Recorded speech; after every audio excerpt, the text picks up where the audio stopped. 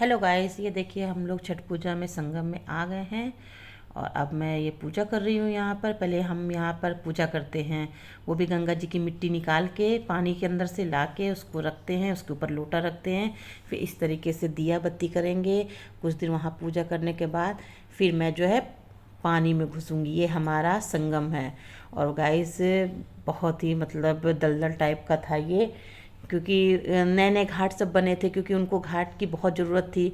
क्योंकि संगम में तो पर्टिकुलर कुछ जगहों पे घाट है, तो वहाँ इतनी भीड़ लग जाएगी, तो उन्होंने संगम के हर एरिया में घाट बना दिया था टेम्परेरी। तो जो टेम्परेरी घाट बने थे तो वो मिट्टी के थे, तो दलदल जैसे टाइप के थे, तो उसमें घुसना वो हर हर साल मेरे साथ होता है कि ये दलदल टाइप का मिलता है। और जहाँ पे बालू रहता है वहाँ पे बहुत भीड़ रहती है गाइस, पूजा करते नहीं बनता। हाँ, यहाँ थोड़ा सा दलदल रहता है, लेकिन थोड़ी परेशानी होती है पूजा करने में, लेकिन इजी गोइंग हो जाती है पूजा जो है।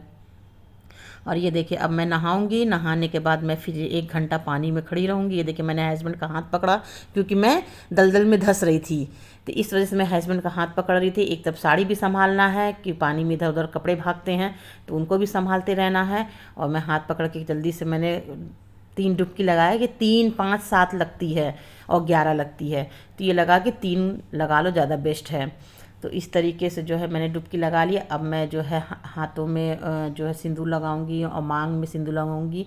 मेरी नंद जी हैं ये, और ये मेरे को मांग में सिंदूर भरेंगी और जो है मेरे हाथों में सिंदूर लगाएंगी।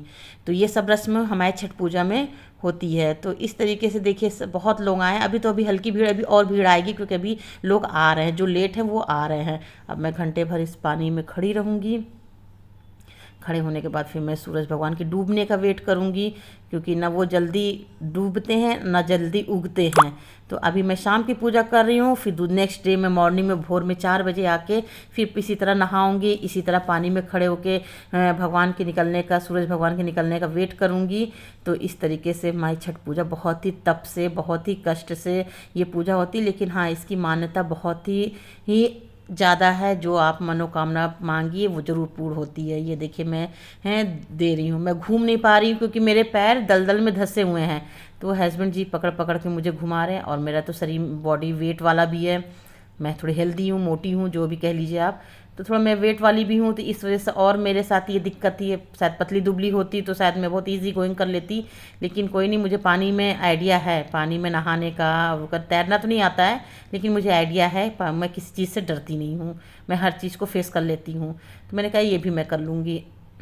हस्बैंड जी बार बार पकड़ रहे हैं कि कहीं इसका धंसे ना, कहीं इसकी सूप के सारे फल, सारे जो है पूजा की चीज़ें गिर ना जाए। और जो है इस तरीके से उनके सपोर्ट से उधर बेटा भी जल दे रहा है। और क्योंकि ये पति बेटे का व्रत होता है, तो यहाँ पे पति बेटे का ही पूरा काम रहता है सुबह शाम में। तो ये मैं घूम रही हूँ। और ये 2 दिन का फास्ट हो, तो मैं 2 दिन से व्रत हूँ बिना पानी पिए, इस तरीके से छठ का व्रत। लेकिन ये व्रत की बहुत महत्व है। छठ होली दिवाली से भी ज़्यादा महत्व हमारे यूपी बिहार में दिया जाता है। तो इस तरीके से मेरी पूजा गाइस कंप्लीट हुआ। अब मुझे घसीट के ये बाहर निकाल रहे हैं, कि मैं इनके सपोर्ट से ही निकल पाती, ऐसे दलदल से निकलना तो बड़ा मुश्किल होगा। तो ये मुझे सपोर्ट से खींच खींच के उधर, फिर इनका हाथ बेटा खींचेगा, तो ये और मैं इस तरीके से, वो देखिए उनका हाथ जो है बेटा पकड़ेगा, तो वो पकड़ के खींचेगा, तो फिर हम लोग इस तरीके से बाहर। अब मैं फ़ोटो वोटो भी शूट करा रही थी। तो ओके गाइस, बाय बाय।